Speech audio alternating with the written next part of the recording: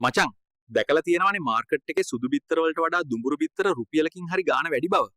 ඇත්තටම දුඹුරු බිත්තර වල පෝෂණය වැඩිද? එත්ත කතාව මේකයි. මේ පාට වෙනසට හේතුව සරලෝම ජාන. සුදු බිත්තර දාන්නේ සුදු කිකිලියන්. දුඹුරු බිත්තර දාන්නේ දුඹුරු කිකිලියන්. නැතුව පෝෂණයේ කිසිම වෙනසක් නැහැ. මට හිතා ගන්න බැරි. හැමතැනම සුදු හොයන ඇයෝ ඇයි බිත්තරේ විතරක් රතු හොයන්නේ කියලා. හැබැයි මචං ගම් බිත්තර කියන්නේ වෙනම කතාවක්.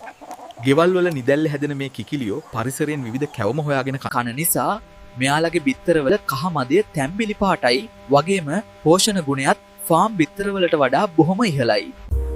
අන්තිමට කියන්න තියෙන්නේ ෆාම් බිත්තරවල ජීවයක් නැහැ. ඒ නිසා බිත්තර කෑවට පව් පිරෙන්නෙත් නැහැ. දවසට බිත්තර දෙකක් කෑවට බය වෙන්න එපා.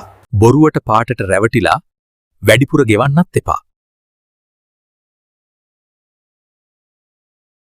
මේ වගේ වටිනා වීඩියෝ දිගටම බලන්න අපේ channel එක subscribe කරන්න. වීඩියෝ එකට like එකක් දාලා ඔයාගේ අදහසත් පහලින් comment කරන්න.